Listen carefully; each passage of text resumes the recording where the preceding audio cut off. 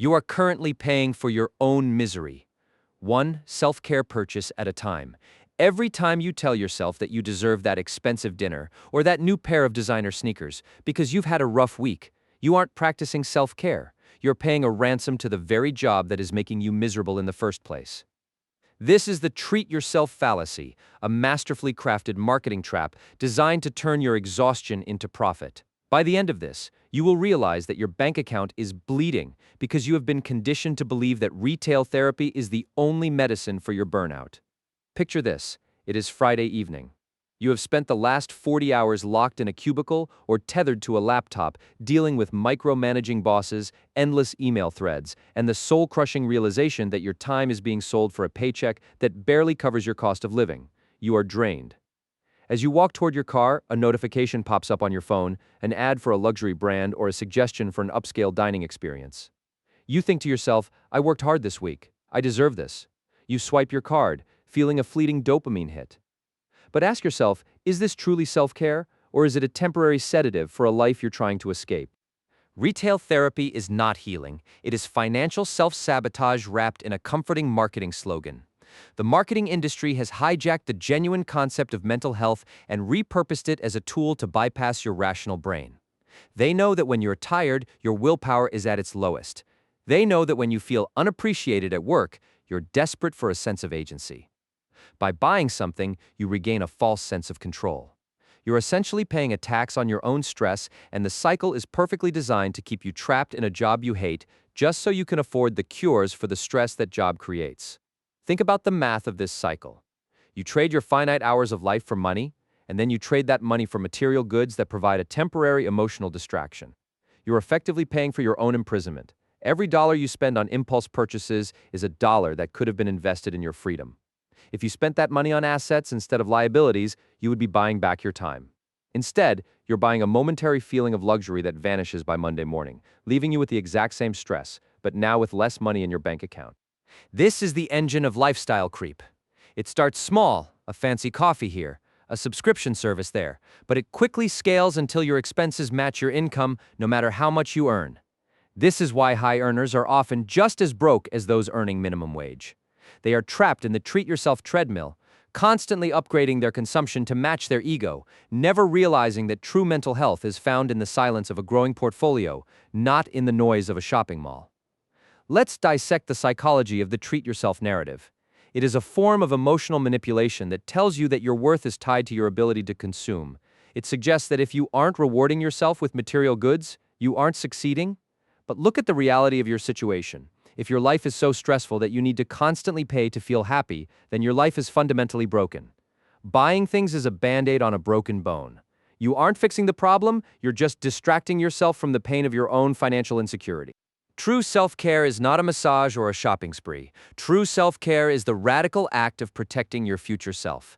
It is the peace of mind that comes from knowing that if you lost your job tomorrow, you would not be destitute. It is the freedom to say no to a toxic boss because you have enough stealth wealth tucked away to cover your expenses for months or years. That is the ultimate form of luxury. Why would you trade that level of autonomy for a pair of shoes that will be out of style in 6 months? Stealth wealth is the antithesis of the treat-yourself culture. It is the art of living below your means while cultivating an internal sense of security that doesn't rely on outward displays of status. When you stop trying to impress strangers with your purchases, you stop being a target for advertisers. You start to see money for what it truly is: stored time. When you spend money, you're spending your life force. Is that dinner really worth 5 hours of your life that you will never get back? Consider the concept of the golden handcuffs. You take a high-paying job, but because you have adopted a treat-yourself lifestyle, you spend everything you earn. Now you are trapped. You cannot quit, you cannot pivot, and you cannot take a break because your lifestyle requires a constant flow of cash to maintain. You have become a slave to your own standard of living. This is the opposite of the life you want, yet it is exactly what the consumer culture encourages you to pursue. Breaking free requires a paradigm shift. You must stop viewing money as a tool for immediate gratification and start viewing it as a tool for long-term liberation. When you feel the urge to treat yourself after a bad week, stop and ask, what am I actually trying to fix? If you're stressed, go for a walk, read a book, or get some sleep. These activities are free and actually contribute to your well-being. If you're bored, find a hobby that builds a skill rather than consuming a product. If you're lonely, invest time in genuine human connection rather than buying items to fill a void. Your financial journey is not a sprint, it is a marathon of discipline.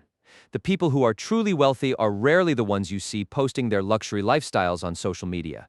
They are the ones who have mastered the art of stealth wealth.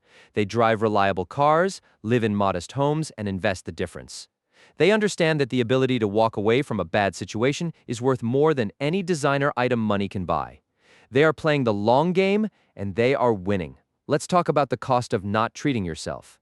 People often fear that if they stop spending, they will live a life of deprivation.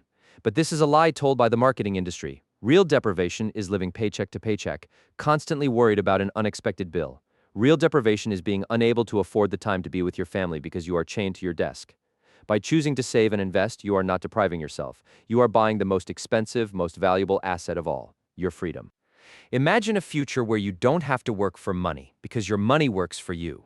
Imagine waking up on a Monday morning and choosing how to spend your day, not because you have to, but because you want to. That is not a fantasy. It is a mathematical outcome of consistent, intentional choices. It is the result of resisting the urge to treat yourself today so that you can own yourself tomorrow. You are the architect of your own future, and every time you choose to save instead of spend, you are laying another brick in the foundation of your independence.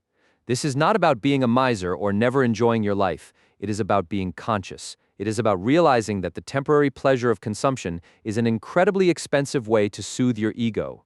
When you finally reach a point where your investments cover your basic needs, you will realize that you don't need to treat yourself to feel good, because your life is no longer a source of chronic stress.